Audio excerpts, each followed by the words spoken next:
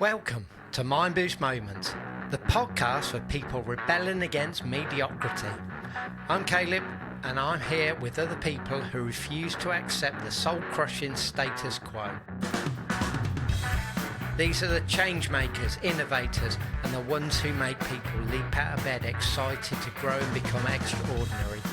So join me as we explore how remarkable people transform workplaces for human potential, one conversation at a time.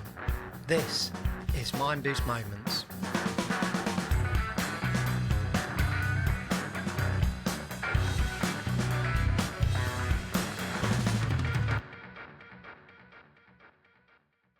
Hello, how are you both? Hi Caleb, how are you doing? Good stuff. Thanks so much for joining. Yeah. I think for those that may not know you, just tell us, just introduce yourself quickly. Tell us a little bit about yourself. Ladies first. Thanks. Hi, I'm Lily. I'm a learning experience designer. And what do? I suppose I create learning experiences for people that hopefully help them grow as individuals. And I do that by hopefully making them feel something, creating some empathy and creating some inspiration. Nice.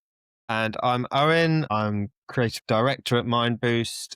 And yeah, I'm super passionate about all things kind of UX and UI design, utilizing technology to basically create some cool stuff that resonates with users. Obsessing over design detail. Exactly that. Love it. What I wanted to get into a chat about this month was I've been speaking to a number of L&D leaders, and they're seeing similar patterns or challenges in their organization. The question is, why do we just train for training's sake? Is it a tick box, or is it more importantly the outcome to that and the application? So the question is around why are we just creating learning content over learning transfer and application? And even when you ask the question, the answer just seems glaringly obvious to go, well, surely all learning is designed to be applied, and then it's going to change something either in you or in an organization or contribute to that. And so why would we be doing anything differently? But that's the conversation that's going on at the minute. So I didn't know what your thoughts around that are, or how do we think about that? How do we present things differently? Actually, I really like the sporting analogy that you gave recently. Maybe you could briefly repeat that. I think that kind of sums it up really nicely. Yeah, I mean, again, this seems really obvious to me because I've been lucky enough to be involved in rugby coaching, and actually there was a point in coaching and all coaching where you would attend training and coaches would set up drills for training to keep, well, I was going to give the answer away then, but then, it's almost like, well, why is that? Why are they going through that drill? And you'd get some deep, meaningful response from a coach. But really, when you sort of strip everything back, training is to set you up for success in a match day environment. So why are we not replicating a match day environment on training? Why are people still going through drills? Now, that's a question specifically for sports coaching, but it's the same analogy in corporate organizations. What are you actually trying to do with this training? Is it to change behavior and do something different in a performance role? So, i.e., can I turn up in the morning and I perform, or am I just showing training to go, yes, they've done that. They know that fire safety thing, but actually, are they prepared when there's actually a real emergency and an evacuation or something is needed? And that's the same. That's the whole analogy. Are you setting people up to perform? Are you setting people up to just see information? Yeah, so is that kind of shift from learning to trying to create behaviour change, right? Something that you can actually witness as something different, something that's changed in front of your eyes. So yeah, I suppose it is quite a big shift. And yeah, I've been thinking about sort of why that might be. And one of because I think we're moving more towards that is just the amount of data that we have accessible now. And obviously with AI and automation, data is, a huge kind of lever we can pull. And when it comes to being able to measure the learning, if we think about it more as behavior, that's when we can look into measuring it and seeing, what behavior was like before your initiative, and then measuring what it was like afterwards as well. And then you see what changes occurred. But do you think there's enough measurement of behaviour? Because that was another sort of query that I've been getting from L&D leaders, is people are not putting enough importance on what we traditionally call soft skills. And so we go, well, we can't measure soft skills. We can't measure behaviour change or what people are thinking, but surely you can. You absolutely can measure soft skills. I think a lot of it's in how you set it up to start with. So how are you defining those skills, whether they're communication or leadership? But if you think about them as behaviors, like these skills, how do they break down into behaviors? That's when you can actually look at, okay, what's the actionable part of this? And what does it look like? And what does good look like? And those are things that can be measured by observation, by sentiment, by feedback. These are definitely things that can be measured. I suppose there are some things to be wary of in terms of measuring soft skill behaviors and measuring by observation, because we all have our unconscious biases, and any observation is going to be subjective. So there's definitely some things to watch out for and to be aware of. But like soft skills, there are ways to measure. And they're like, when we say, so I think that's the terminology is becoming more outdated, isn't it? I saw another report in Training Zone actually that's got end calling it soft skills, because these are hard skills as well. This is really important. I mean, the conversations that I've had with other people is these are essential skills. And I've been observing that as well. So we know that with the movement of AI gaining more and more momentum. I mean, Owen, recently you've just been getting into Nano Banana. Yes, having great fun with that. Exactly. So we're realizing all the things that AI can do for us. Now that is just one example, but if we don't lean into our essential skills, the human in us, to go, how do I behave? How do I communicate? How do I think differently? How do I think irrationally? Then we're going to become obsolete. That's my worry, right? And because we're already seeing some of that is being replaced, or we say it's given us a super suit. But like, if we devalue what our essential skills are, all we're doing is saying, let something else take over from that. Then what's left in us? Those essential skills are definitely becoming more valuable in this day and age. Absolutely. And so why are we still producing content over emotion, behavior, and, these essential skills? Like, I know that we're getting sort of frustrated in a way to say there is a better way to present information, because we're touching hearts and minds essentially on a piece of knowledge. It's about how do you influence people to do something different, or come away and go, well, I never knew that, and then I want to learn more. And I wanted to bring Owen in as well on that, because like, the more we think about it's not just information we're presenting, we can then be so much more creative and playful with the imagery that we use. The imagery, technology, I mean, obviously there's video, there's animation, there's storytelling, and there's all the variety ways of using motion in a design where it just evokes that kind of emotion in that person while they learn. And I think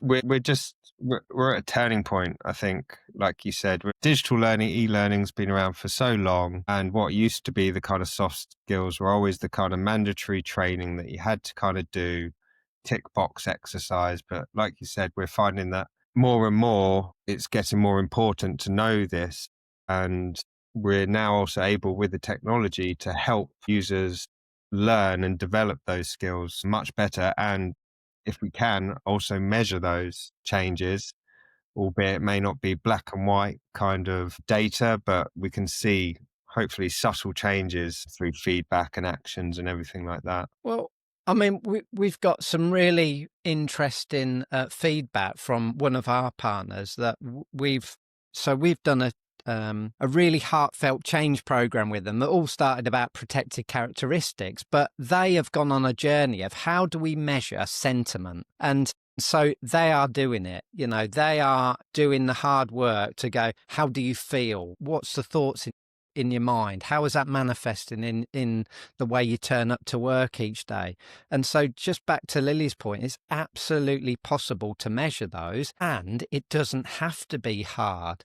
I think there's a thought process to go, oh, it's easy to measure, click rates, completions, because that's hard data, but thoughts and feelings is really difficult, and it's not. The other question I then want to ask you both is, so we've just talked about sort of where e-learning has come from. I mean, and we've all been in the industry long enough to know, our e-learning started off as a way to transition this, printed media or these classrooms into digital. Do you think there's still an old-fashioned view that e-learning is simply to present content and get a tick box, and face-to-face is more for engagement? Yes, that's a kind of difficult conversation. I mean, whether to go into it like you look at maybe perhaps what some of our competitors create and a lot of other companies create, that you could argue that people are asking just for kind of the bare bones of a learning program, whereas we're always at the forefront of trying to create something bespoke and trigger those emotional feelings and utilizing the best things we can in terms of, the general thoughts of companies out there. I think it's changing. Especially with how people are working remotely more and more. There's always value in face to face. Yeah. Yeah. But I think, and I know this is what we're trying to do, is to show people that you can utilize a digital learning course to support and also not necessarily replace, but it can convey the message just as well as a face to face. Yeah. I mean, what would you say, Lily, if someone said, oh, that e-learning stuff, it's only for, displaying information, and, if you want real engagement, you have to go into a classroom? I'd say, I'm sorry, you've seen some really bad. I mean, which is right, isn't it? I mean, I know that you'd feel passionately to say, actually, we can drive emotion, but it's not just the words and the tone, is it? It's the design of that as well, and how to bring the imagery to life. But how do we crack that nut then? Because that's a perception. And again, I'm just leaning into Owen's comment to say, if you want the bare bones, and I think that's probably driven by budget pressures as well, to go, all this stuff that connects with emotions has got to be really impactful and high cost. Yeah, budget and I would say knowledge and trends of what's out there. I know it's one of those things, if one company, they see another company's used a particular tool to create learning, they just think, oh, okay, well, that's what we use. And unfortunately, because of that, kind of like Lily said, you're kind of not seeing very good digital learning and courses. There's so much more out there that can be created. And it doesn't have to be extremely expensive. You need a good design team behind there to kind of think about the learner. And I think we talked about that at the start of this, is where there's not enough kind of focus on like, why do you want this learning? What's your end goal and everything like that? I don't know if those questions are always asked by other people, whereas I know we always strive to do that and produce the learning that meets those requirements, instead of just going, here's a course, this meets it. But yeah, I think I've slightly digressed, but I think if things haven't kind of changed yet, then they will change very quickly. I think there's more kind of maybe pressure on L&D to be showing the return on investment from learning projects now. So, and you're not going to get the return on investment if you're thinking about it as just presenting some information on some slides. So this is, it's a good thing that there's pressure to show return on investment. It means hopefully there'll be an overall improvement in the quality of learning that's out there. It's got to be good enough to actually be able to show that there has been an impact, and a measurable one, whether that's in, people's behaviours and their thoughts, their feelings about something. The fact that we've kind of, people are going to have to prove it a bit more, I'm hoping is going to be a good thing. Yeah, yeah, I think a funny, I mean, slightly off topic or almost on it. 'Cause again, we've all been in the industry for so long, and I remember creating learning courses using Adobe Flash that were highly interactive, all the bells and whistles that you could do, and then obviously the death of Flash and the rise in HTML5, we started creating web-based scrolling sites. Those were trying to mimic as best they could Flash and be as flashy as possible in that sense. But then because of kind of authoring tools and things, we've now got to a point where it's simplicity. I think yeah, yeah, we're meeting budgetary requirements. yeah, I don't think that will last. I mean, that's it. If you think 2 years' time, I think people aren't still going to be doing just kind of out the box learning because we'll want something more. The technology will be there. So I'm sure there'll be a rise of much more engaging learning from a technology kind of point of yeah. view and the And interactive point of view. I suppose we'll see a curve though, won't we? Whereas AI and automation can do more and more, and then you'd like to think that business leaders are going to say, we need to like get the essential skills from our workforce. So how do we then improve them? Because all the mundane, the repetitive, the dangerous stuff can be left to automation.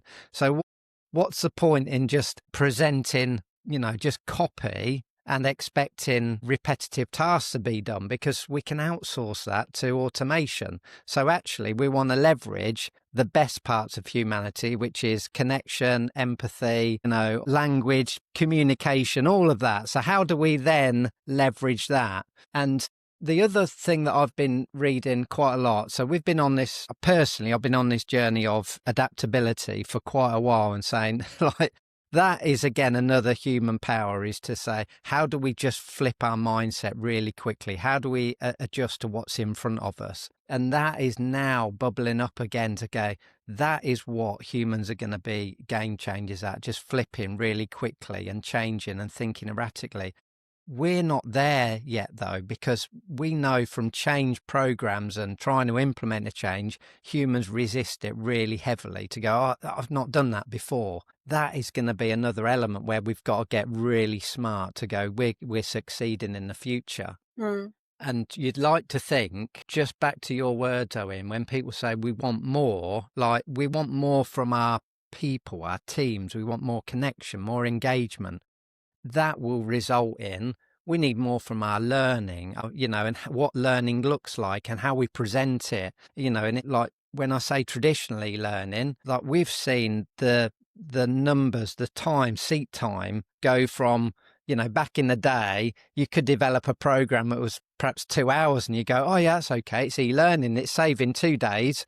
But actually now the average is probably 15 to 20 minutes of seat time. And even that you're going, okay, that's pushing it a bit. Yeah.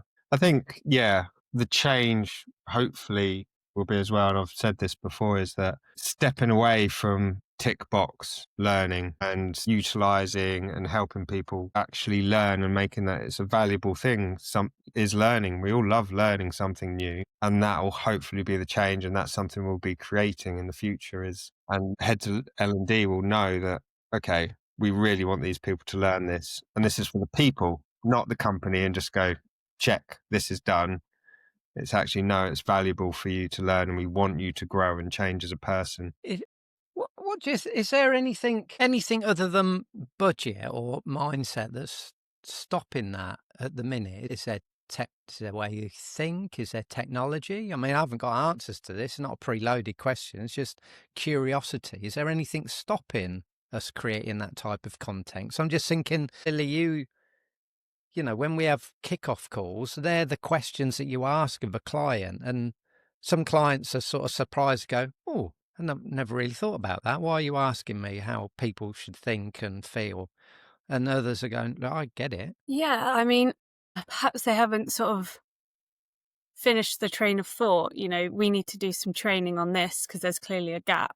But I suppose where we come in is we're sort of filling in the details. Like, what are the gaps? What do you want the behavior to look like? How do you want people to feel at this point of the journey, when they're actually doing the task, and why, like what are the outcomes, what are you looking for? I suppose that's sort of part of what we're doing, is filling in the gaps and creating the full picture for people. Yeah. I suppose one of our biggest challenges that you've both said is, how do we then start measuring impact? I was just reading a statement from one of these sentiment reports as well, to say only 8% of L&D teams calculate return on investment, which, like, so why? I mean, I'd be asking the question, how on earth do I know that I'm seeing any benefit from the spend that you're making?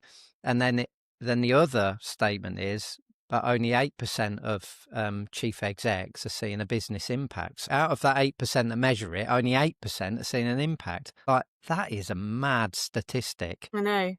It's no wonder that there's this new rise of needing to see the return on investment.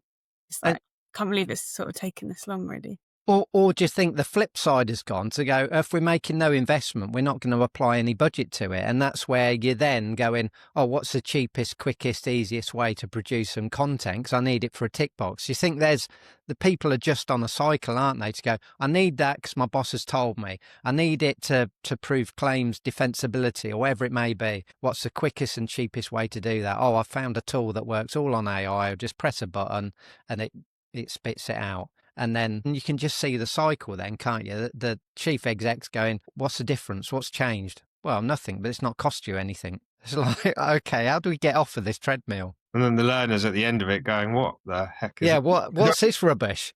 Yeah. And again, I've had first-hand experience of seeing that this week with a few different changes. People saying, oh, God, you need to do something with their learning because it's absolutely diabolical. I've just had to spend 2 hours of my life doing this horrendous training. I can't even remember what I've just done. Like it, and you just go, oh my God, just, like, give us a number. How do we help them? But this is like big organizations where people are feeling that. It's like, it's real. But just to pull this back a little bit to where we started, I've just, through this conversation, been reflecting on like the rugby or the sports scenario and going, well, what's the point of training? What's the point of learning? It's to set you up for success in the game. But, even at professional sports level, they will use e-learning in terms of video review. They will go, oh, this is what's been happening. This is what I'm seeing. This is what the outcome is. And then what do they do with it? They then take that away and apply it in practical terms to go, okay, this training session, this learning has got to be centered around what I've just seen in a piece of digital learning. But I want to set up a game scenario. I don't just want to do a static sort of drill or whatever. It's in a real life scenario. And what happens in a sports environment is you will probably fail more than you will succeed. And I think that's the biggest difference in corporate businesses that don't like this failing piece. They just want to see we only succeed. And so the environment is not set up to support that. Interesting thought. That's it.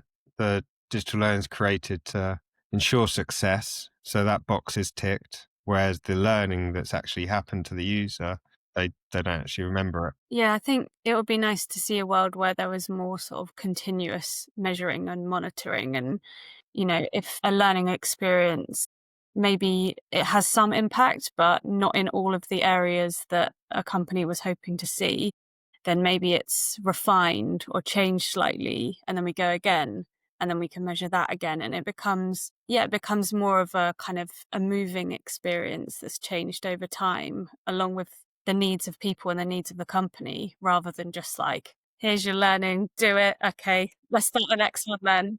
Done. Move on. I was watching Educating Yorkshire the other night, and like, if you've not watched it, just a fantastic view into the world of education, but also how brutal kids are. Because I was thinking, like, if we want to set up an environment where people are comfortable to fail and learn from it and, get on, like something has got to change in education, because the minute you look different or you do something perceived to be different or wrong, that is a brutal environment, because everyone's going, "Ooh," you know, it's just so much. And then that defines that person, because they then go, oh, I'm not going to do anything. I'm not going to step outside of that, because I know that I'm going to get ridiculed for the minutest thing. And then we get all those hang-ups through later life, don't we? Rather than going, that's all right, you did something wrong, let's learn from that, let's move on. And I was watching this girl that was so anxious about stuff, and all she'd done is something different to what the majority of people were doing. But I mean, I'm going through this with my daughter at the moment. I'm trying to get her into new things and new activities, but she's so worried that she won't do it or she can't do it. She just rather not do it. yeah, I mean, I don't know where that came from. She's only 4. She's young, so it's not something that's really been learned. I don't think that's just a thing deep inside of maybe just me being older, or maybe that's also just my personality. I'm just like, you've got to try everything. You don't know, you've got to practice, and that's it. You will fail, but you've got to keep going to succeed. But yeah, it's a very interesting mentality to it is, isn't it? There's and try and navigate. there's few things, like as a youngster, that everyone is supportive of you to fail. The other thing that sticks out in my head is riding a bike. Most people, you know, a young age, are supportive that you're going to fall off and you're going to fail, and you need to do that before you nail it. There's not many people that, you know, youngsters that would go, you can't ride a bike, you know, at a young age. You know, most people are supportive of that. But there is not many things. And that's where we get this stigma of going, no, it's not okay to fail. Yeah, of course it is. That's where the learning and the growth happens. Yeah. I mean, it's a whole psychological thing. It is, yeah. I'm just trying to support her the best I can. Yeah, that's what. Anywho, but I just think there's so many reflections on that, isn't there? You know, and there's so many different things that you can take, whether it's sport, whether it's, you know, childhood growing up. But we've definitely got to try and support something in industry to go, just stop presenting this information and expecting something to be different tomorrow. This behaviour change is a longer term thing, but it's actually where all the magic happens as well, when, you know, the sparks start going in people to go, oh yeah, that is brilliant. Hey, thank you so much for the chat.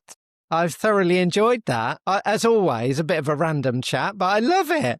Yeah, it's really good. It's always fun to see where it goes from the start. And for me, what's the best way to catch up with either of you if people want to find out more? I'm on LinkedIn. You can find me either through the mindboost LinkedIn, or find me, I think I'm Owen Works. Find me through there. Fab. You, Caleb. Lily? Yeah, LinkedIn, or some of the articles I've been writing for the mindboost website recently as well. Lovely. Check it out. Thank you so much for joining me. Absolute pleasure. Cheers, Caleb. See ya. See ya. Bye. Bye. If you're ready to join the uprising against mediocre learning, don't let the conversation end here. Subscribe to Mindboost Moments wherever you get your podcasts. And if you're tired of soul-crushing e-learning that puts people to sleep in your business, it's time to experience what happens when digital learning makes people leap out of bed with excitement. Just visit us at mindboostlearning.com.